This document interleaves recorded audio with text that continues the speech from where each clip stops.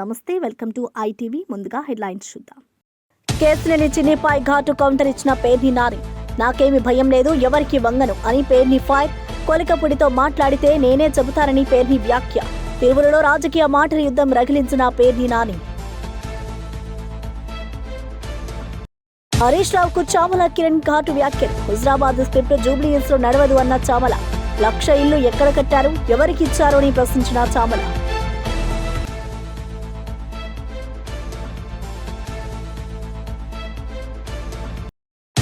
మోంటా తుఫాన్పై అప్రమత్తంగా ఉండాలని మంత్రి అనిత ఆదేశాలు. తీర ప్రాంతాల్లో అధికారులు సిద్ధంగా ఉండాలని సూచన. భారీ వర్షాలు, గాలులు, ప్రజలు జాగ్రత్తగా ఉండాలని వ్యాఖ్య. ఎమర్జెన్సీ బృందాలు సిద్ధంగా ఉండాలని మంత్రి హెచ్చరిక. నవీన్ యాదవ్ విజయం ప్రజల విజయం అవుతుంది అన్న పొన్నం. కాపు, మున్నూరు కాపు వేరు కాదు, ఐక్యంగా ఉండాలని వెల్లడి. కాంగ్రెస్ అభ్యర్థికి మద్దతుగా మంత్రి పొన్నం పిలుపు.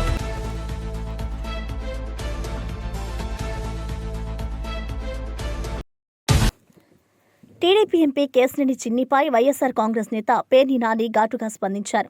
కొలికపుడి శ్రీనివాస్ను నేను టీవీలో తప్ప నేరుగా ఎప్పుడూ చూడలేదు అంటూ చురకలు వేశారు. కొలికపుడితో మాట్లాడి ఉంటే నేనే చెబుతా, దానిలో దాచేదేముంది అని అన్నారు.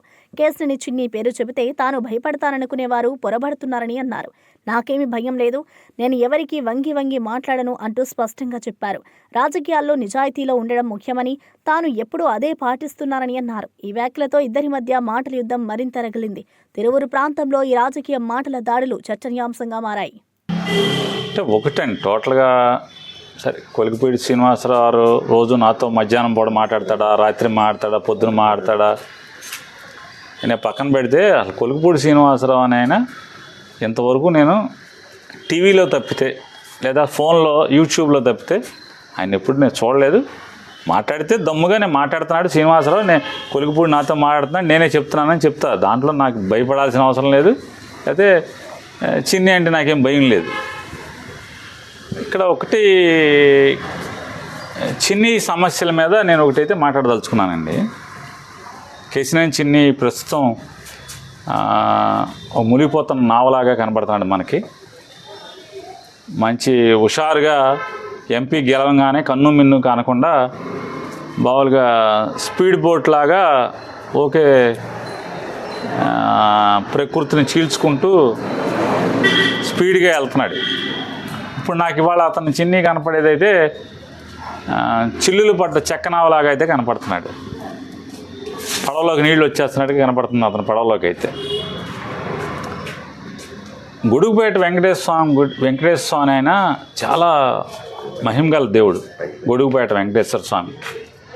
గతంలో టీడీపీ ప్రభుత్వం అప్పుడు కూడా ఆ స్వామివారి ఆలయం మీద కన్నేసి దాన్ని ఎలా ఎత్తేయాలి, ఎలా దొబ్బేయాలి అనుకున్నప్పుడు కనకదుర్గ రెండో కంటి తెలియకుండా దాన్ని కనకదుర్గ అమ్మవారికి గుడికి అడాప్ట్ చేసి తద్వారా ఆ భూమిని ఎత్తేద్దామని కొంతమంది చూశారు. ఆయనకి అమాయకంగా సంతకం పెట్టినటువంటి ఒక పెద్ద ఆయన ఈ సంతకం పెట్టిన వెంటనే ఆరోగ్య సమస్యలు తలెత్తినాయి. మీరు ఏదో ఆ దేవుడి ఫైల్ పెట్టిన కాడి నుంచి నాకు ఈ దరిద్రం పట్టుకుందని చెప్పి వెంటనే ఆయన అక్కడితో ఆ పని ముందుకెళ్లకుండా ఆపేశారు. అంటే నాకు సమాచారం, చాలామంది ఎండోమెంట్స్ వాళ్ళు నాతో చెప్పినటువంటి సమాచారం అది. అట్లాగే ఇప్పుడు కేశినేని చిన్ని గారు కూడా ఆ వెంకటేశ్వర స్వామి ఆలయం స్వామివారి ఆస్తుల మీద కన్నేశాడు.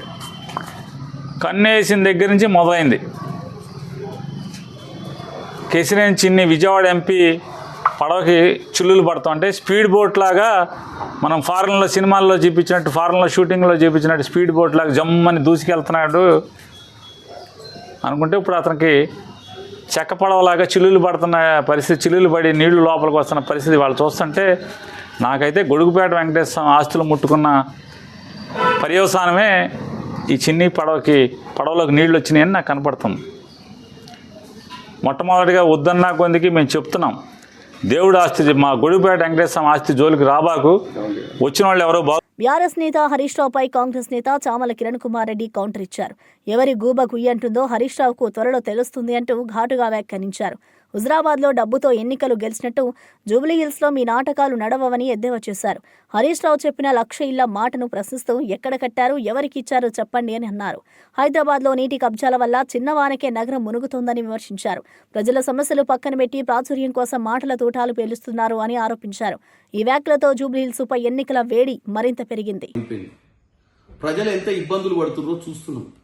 వాళ్ళ మామ హైదరాబాద్ న్యూయార్క్ చేస్తా అని చెప్పి ఏం చేసిండా అంటే 1,00,000 ఇల్లు ఎక్కడ కట్టిండో మాకు తెలియదు, ఎవరికి ఇచ్చిండో మాకు తెలియదు. మరి ఆ 1,00,000 మంది వచ్చి రోడ్డు మీద వచ్చి చెప్పియమని చెప్పి, కానీ ఒకటైతే చేసి వీళ్ళు ప్రభుత్వ అధికారులను అందరినీ చేతి కింద పెట్టుకొని ఇష్టానుసారంగా నాలాల మీద చెరువుల మీద పర్మిషన్లు ఇచ్చి ఇవాళ హైదరాబాద్ నగరాన్ని, తెలంగాణ వచ్చిన తర్వాత హైదరాబాద్ని ప్రపంచ ఖ్యాతి నగరంగా చేస్తా అని చెప్పిన వాళ్ళు మొత్తం మునిగిపోయే నగరం చేసిరు.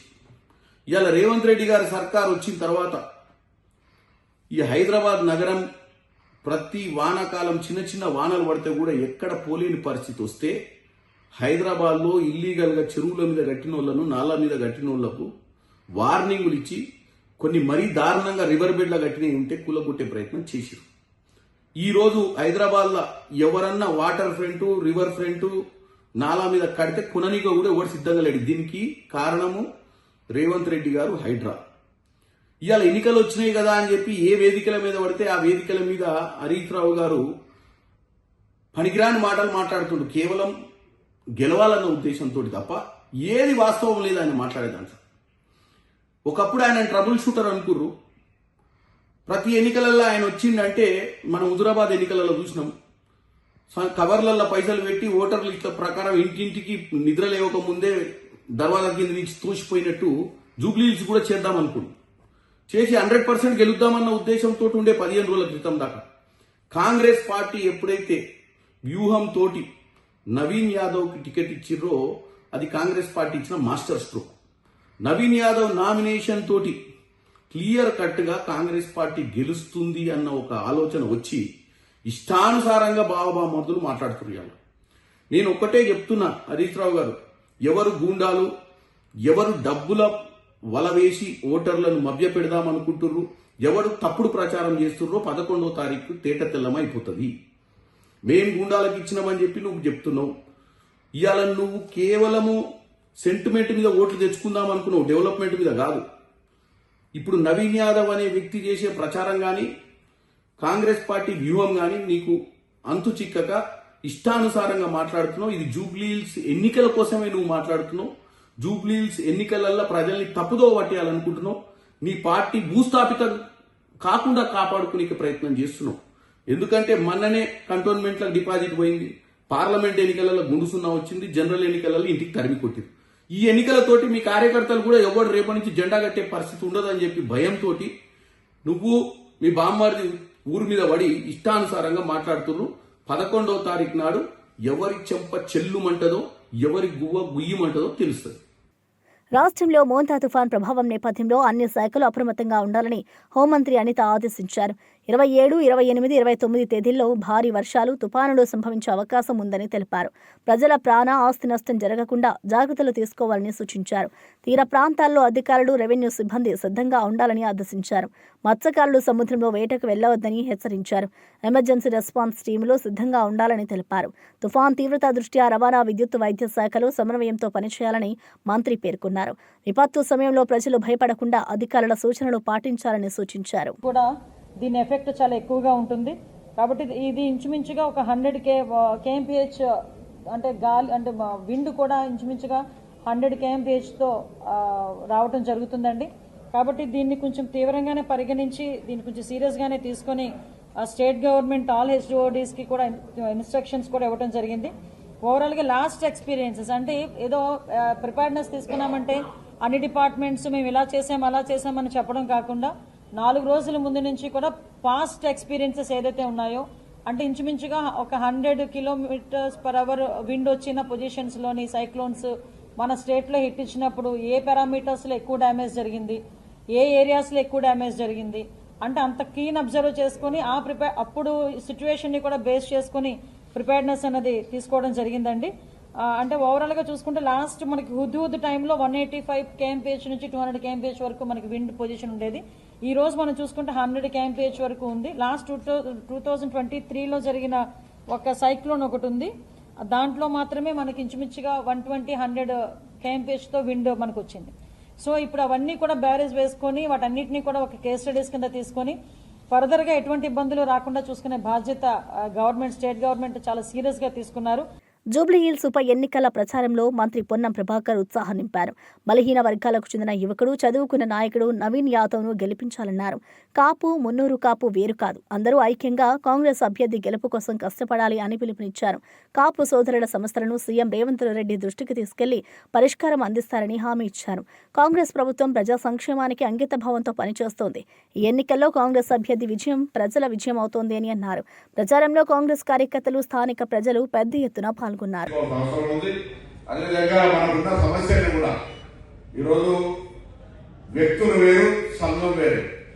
సంఘం రాజకీయాలతో సంబంధం లేదు. సంఘం అనేటువంటిది ఆ యొక్క సంఘంలో ఉండేటువంటి కులానికి సంబంధించి అందరికీ న్యాయం జరగడానికి కుల ఐక్యత ద్వారా ఎప్పుడు కానీ ఒకవేళ ఇట్లా మామూలు వ్యక్తిగా ఉంటే వేరు, సంఘంగా కులంగా ఉండి అక్కడ ఐక్యంగా ఉంటే ఎదుటి వాళ్ళందరినీ ప్రభావితం చేయగలుగుతుంది. కాబట్టి ఈ సంఘపరంగా మనం అందరూ కూడా లాభపడాలి అనే ఆలోచనతో ఈరోజు ఈ సమావేశం రాఘరావు గారు, పెద్దల హనుమంతన్న గారు కూడా ఇప్పుడే పురుషోత్తం గారు కూడా ఫోన్ చేశారు.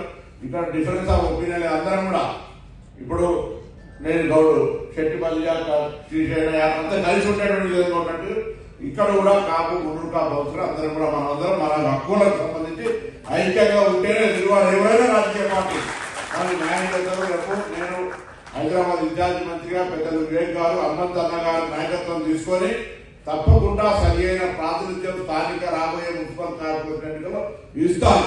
కానీ ఎవరి రాజకీయాలు, నేను కూడా రాజకీయాలకు వచ్చినప్పుడు ఎవడు రమ్మని కూర్చేసి కూర్చోబెట్టాడు.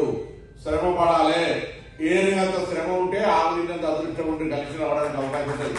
మనం ఇంటికాడ కూర్చునే సమావేశం రేపటికి నాంది పునాది. పొద్దున ఈ శ్రమ మీ ప్రాతినిధ్యం మీ భాగస్వామ్యం జూనియర్ ఎన్నికలు చూపెట్టండి.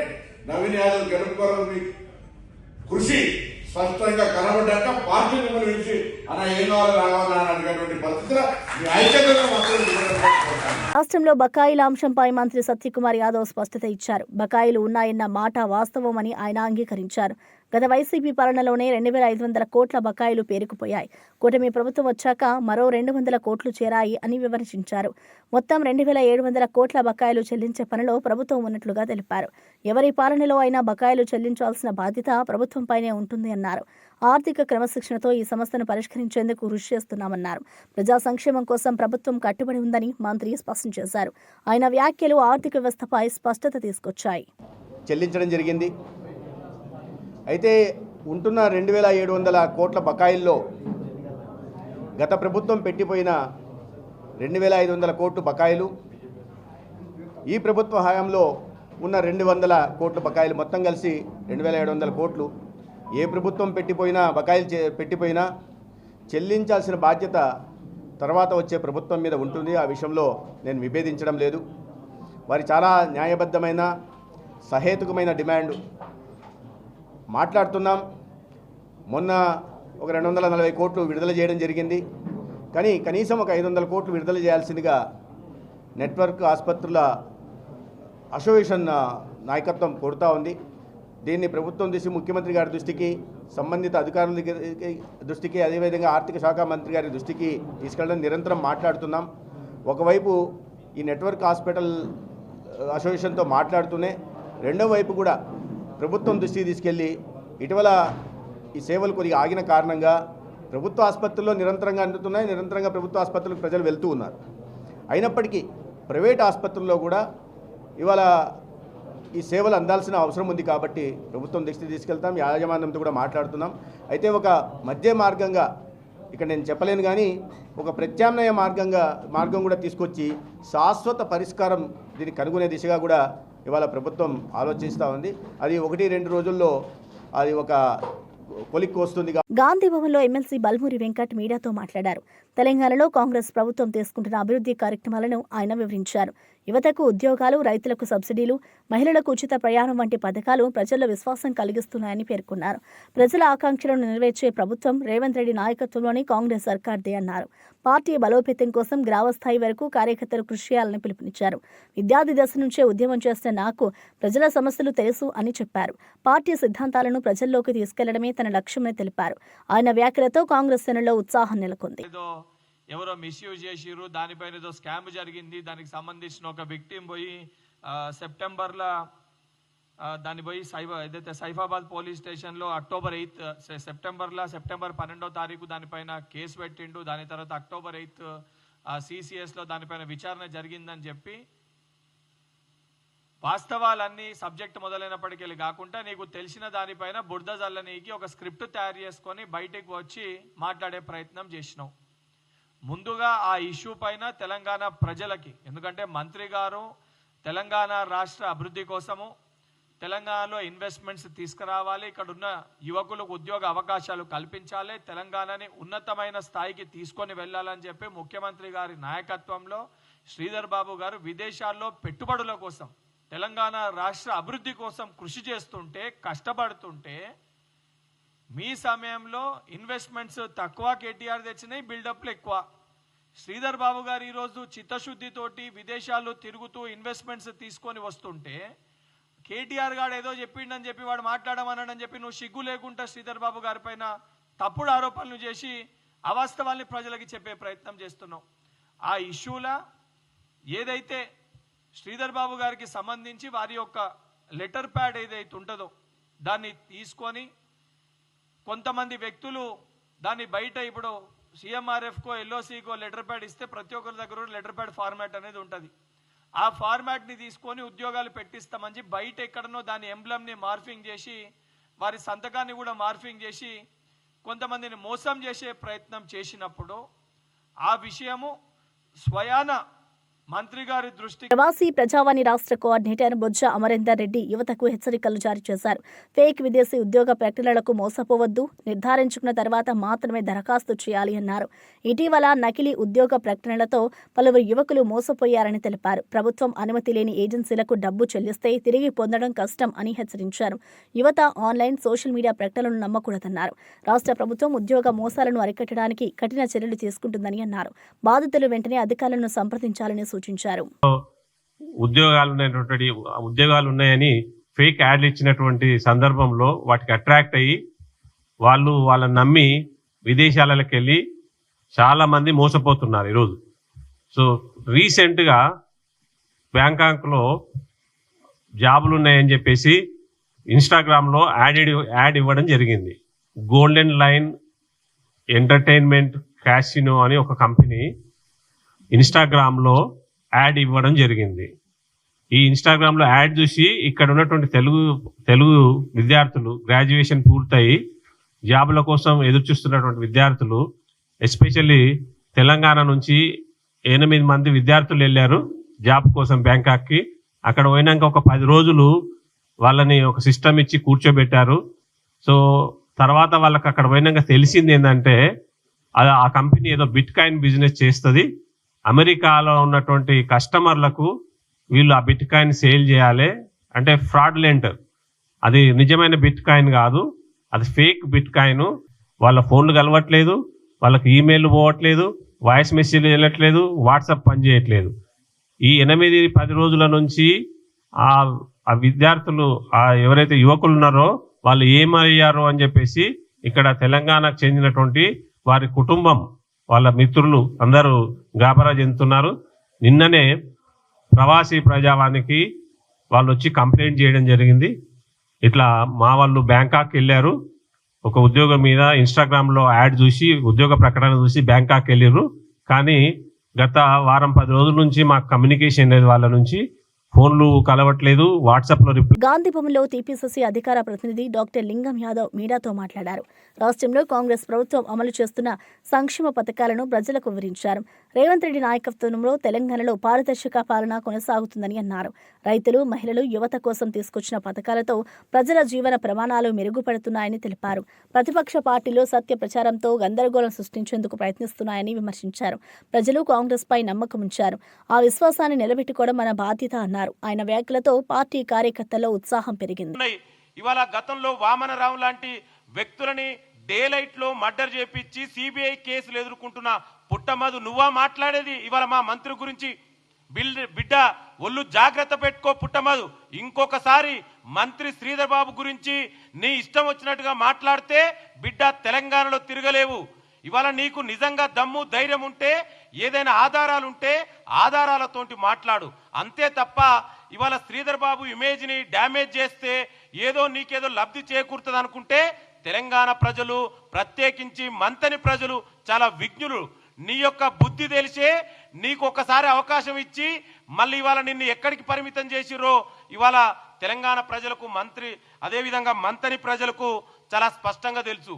ఇవాళ క్లీన్ ఇమేజ్ ఉన్నటువంటి శ్రీధర్ బాబు గారి పైన ఏదో ఆకాశం మీద ఉమ్మేస్తే ఏదో జరుగుతుంది అనుకుంటే అది నీ పొరపాటు మాత్రమే. ఇవాళ నీ ఇష్టం వచ్చినట్టు మాట్లాడితే ముందు కేటీఆర్ నడుగు, కేసీఆర్ నడుగు శ్రీధర్ బాబు గురించి ఏందో. శ్రీధర్ బాబు అంటే ఏందో తెలంగాణ ప్రజలందరికీ తెలుసు. నిరంతరం ప్రజలకు అందుబాటులో ఉంటూ ఇవాళ ప్రజాప్రభుత్వంలో ముఖ్యమైన పాత్ర పోషిస్తూ ఇవాళ తెలంగాణ రాష్ట్రాన్ని ఏ విధంగా ఇంకా పెట్టుబడులు తీసుకొచ్చి తెలంగాణ యువతకు ఉద్యోగ కల్పన, ఉపాధి కల్పన తీసుకురావాలని కోసం నిరంతరం శ్రమిస్తున్న ఇవాళ మంత్రి శ్రీధర్ బాబు గారి పైన ఏది పడితే అది మాట్లాడితే ఇక్కడ ఊడుకోవడానికి ఎవరు సిద్ధంగా లేరు. పుట్టమధు జాగ్రత్త, మాట్లాడే ముందు ఏదైనా వెనక ముందు ఆలోచించుకొని మాట్లాడు. నీ గత చరిత్ర అంతా. సినీ నటుడు సుధీర్ బాబు తిరుమల శ్రీవారిని దర్శించుకున్నారు. ఆదివారం వీఐపీ విరామ దర్శన సమయంలో సతీ సమేతంగా స్వామివారి సేవలో పాల్గొన్నారు. టీటీడీ అధికారులు స్వాగతం పలికి దర్శన ఏర్పాట్లు చేశారు. అనంతరం రంగనాయకుల మండపంలో పండితులు ఆశీర్వచనం చేసి తీర్థ ప్రసాదాలు అందజేశారు. ఆలయం వెలుపల మీడియాతో మాట్లాడిన సుధీర్ బాబు తిరుమల దర్శనం ప్రతిసారి ఆధ్యాత్మిక శాంతిని ఇస్తుందని అన్నారు. భగవంతుడి ఆశీస్సులతో మంచి సినిమాలు చేయాలని కోరుకున్నానని తెలిపారు. ఆయన దర్శనంతో ఆలయ ప్రాంగణం సందడిగా మారింది.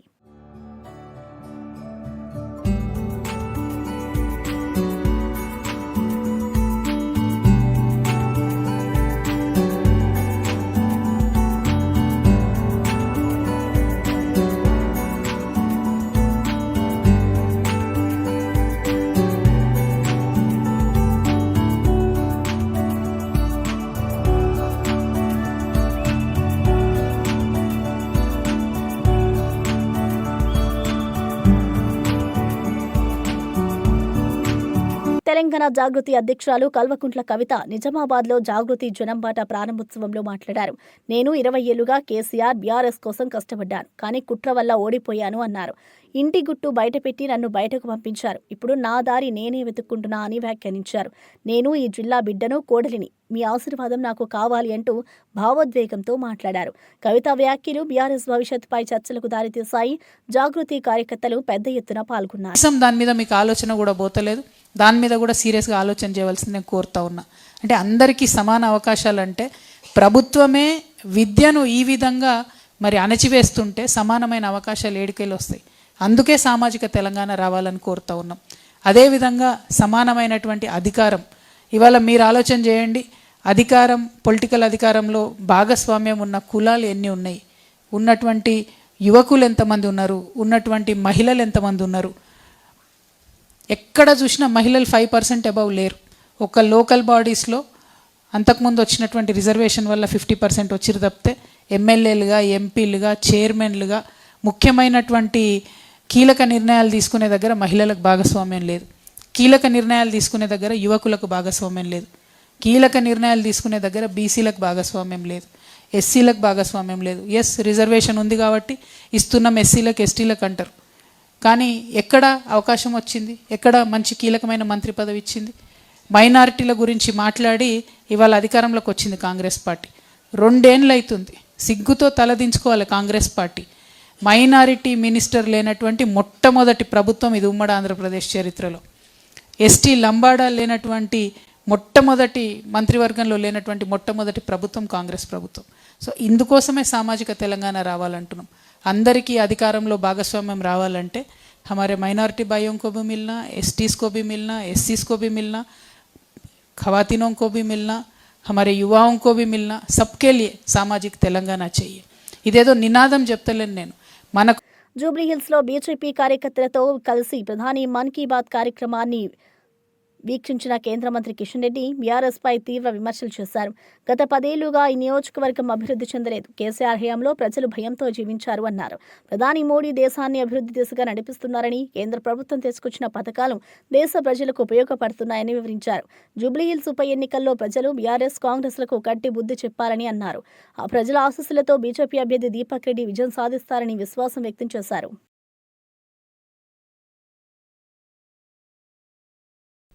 దమ్ము ధైర్యం ఉంటే జూబ్లీహిల్స్ లో తిరుగు, జూబ్లీహిల్స్ లో రా.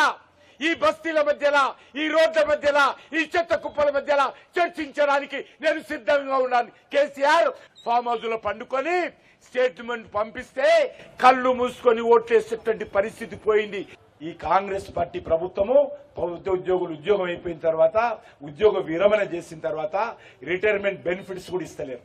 అందుకే ఈరోజు ఆ నిరుద్యోగులు, ఆ యొక్క మహిళలు, ఆ యొక్క రిటైర్ అయినటువంటి ఉద్యోగస్తులు శాపం ఏదైతే పెడుతున్నారో తప్పకుండా కాంగ్రెస్ పార్టీకి తగులుతుంది. ఈ రోజు ఈ ఎన్నికల జూబ్లీహిల్స్ ఎన్నికల్లో కాంగ్రెస్ పార్టీకి, బీఆర్ఎస్ పార్టీకి పాతరేయాలని చెప్పి, జవాబు చెప్పాలని చెప్పి, బుద్ధి చెప్పాలని చెప్పి ఈ సందర్భంగా జూబ్లీహిల్స్ ప్రజలను కోరుతా ఉన్నాను. సినీ నటుడు సుమన్ ఆంధ్రప్రదేశ్ సీఎం చంద్రబాబు పాలనపై ప్రశంసలు కురిపించారు. రాష్ట్ర అభివృద్ధి, పారదర్శకత, సాంకేతికతలో చంద్రబాబు చూపుతున్న దృష్టి ప్రశంసనీయమని అన్నారు. రాష్ట్ర ప్రజల జీవితాలను మెరుగుపరచడంలో సీఎం కృషి స్పష్టంగా కనిపిస్తుందని సుమన్ పేర్కొన్నారు. ఏపీని గ్లోబల్ స్థాయికి తీసుకెళ్లే నాయకుడు చంద్రబాబు మాత్రమేనని అన్నారు. యువతకు ఉపాధి అవకాశాలు, పారిశ్రామిక ప్రోత్సాహం, పర్యావరణ పరిరక్షణలో సీఎం చూపుతున్న దృక్పథం స్ఫూర్తిదాయకమని అన్నారు. నిజాయితీగా పాలన చేస్తే ప్రజలు ఎప్పుడూ వెన్నంటే ఉంటారు అని సుమన్ పేర్కొన్నారు. ఇక్కడ వరకు పికప్ అవుతుంది. చంద్రబాబు నాయుడు గారు చాలా మంచి అడ్మినిస్ట్రేటర్, ఆల్రెడీ ప్రూన్. ఈ రోజు హైదరాబాద్ అంతా ఒక మోడర్న్ సిటీ లాగా ఉందంటే మెయిన్ ఆయనది ఆశీర్వాదమే. సో అడ్మినిస్ట్రేషన్ లో అక్కడ ఏమీ లేదు.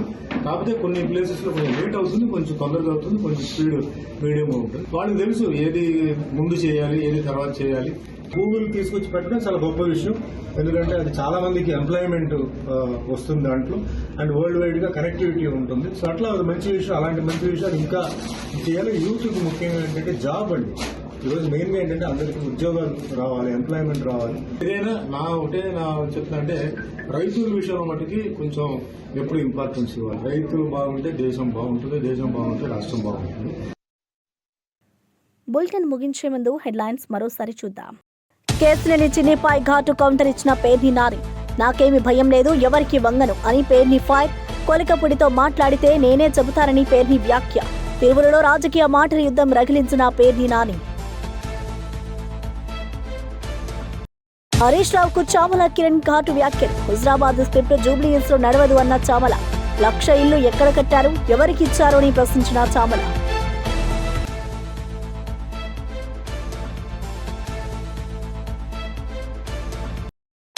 మోంటా తుఫాన్పై అప్రమత్తంగా ఉండాలని మంత్రి అనిత ఆదేశాలు. తీర ప్రాంతాల్లో అధికారులు సిద్ధంగా ఉండాలని సూచన. భారీ వర్షాలు, గాలులు, ప్రజలు జాగ్రత్తగా ఉండాలని వ్యాఖ్య. ఎమర్జెన్సీ బృందాలు సిద్ధంగా ఉండాలని మంత్రి హెచ్చరిక. నవీన్ యాదవ్ విజయం ప్రజల విజయం అవుతుంది అన్న పొన్నం. కాపు, మున్నూరు కాపు వేరు కాదు, ఐక్యంగా ఉండాలని వెల్లడి. కాంగ్రెస్ అభ్యర్థికి మద్దతుగా మంత్రి పొన్నం పిలుపు.